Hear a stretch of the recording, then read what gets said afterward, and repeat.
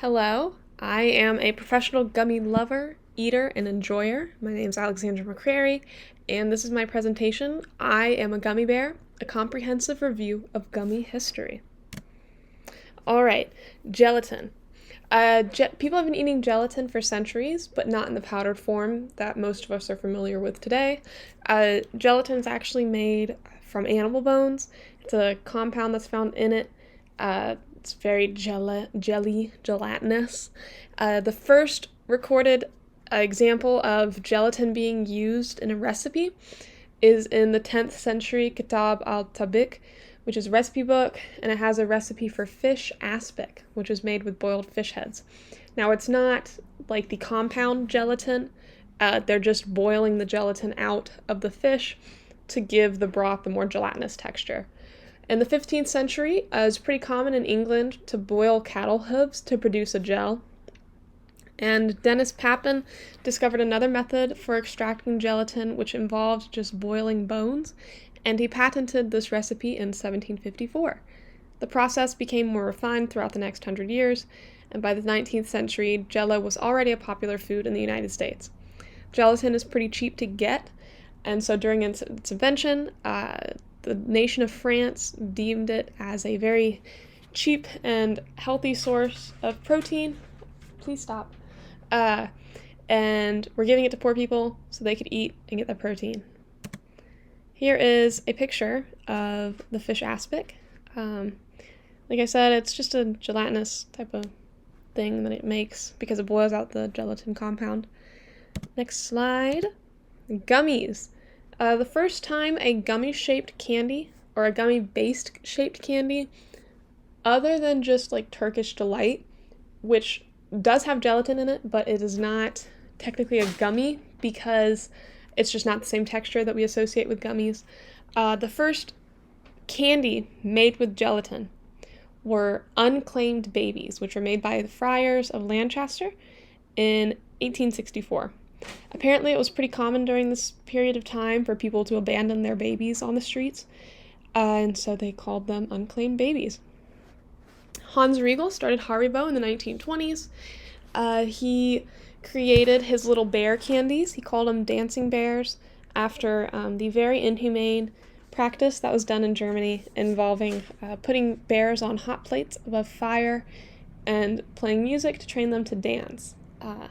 And by World War II, Haribo was producing multiple tons of gummies a day.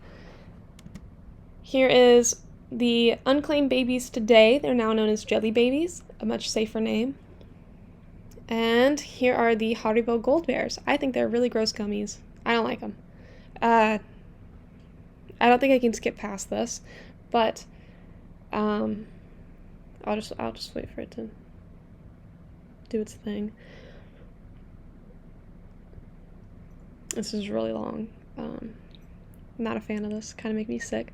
But I was trying to find a picture of jelly babies attacking gummy bears, and I couldn't find anything. So you can just imagine that that's what's going on here, a little rivalry. All right. Yeah, I can't make it go faster. Okay. Gummy sharks. There's really not a lot known online about the history of gummy sharks.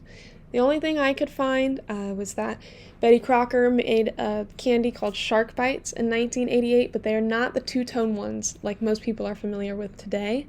They were just blue. And Ferrara Candy Co. is, I believe, the maker of like the gummy sharks that are on screen. Gummy sharks are spelt the way they are without the Y because there is a species of sharks native to southern Australia that are called gummy sharks that also happen to look like the gummy sharks. Like I said, there's really not a lot on them online. Other than that, they were probably invented in the 1980s, potentially by Ferrara Candy Co. They're made with blue raspberry and marshmallow flavoring. Contrary to popular belief, the white part on the bottom is actually just aerated gummy flavored like marshmallow. It's not actually marshmallow. I could be wrong, but I'm pretty sure that was like the common consensus of most things I read about it. Here's a closer up of the gummy sharks and the other gummy shark, which as you can see, they kind of look similar. Blue on top, white on the bottom. Here is a Wikipedia screenshot of the gummy sharks that I thought was going to be about the other type of gummy sharks. I learned that they're oviparous animals, meaning like seahorses, the men carry the babies once they're fertilized. Here is a gummy shark hybrid fanfiction furry story that I found. I thought it was kind of real when I first opened it. I was really confused because I thought it was just about like the history of gummy sharks because that's what the name of the post is, but that's just not true.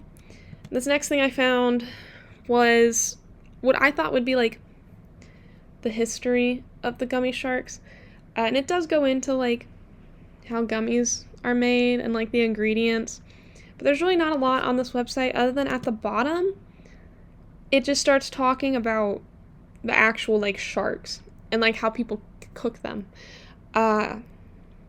So I don't know. I don't really know what was up with this website. It had like a bunch of ads and stuff.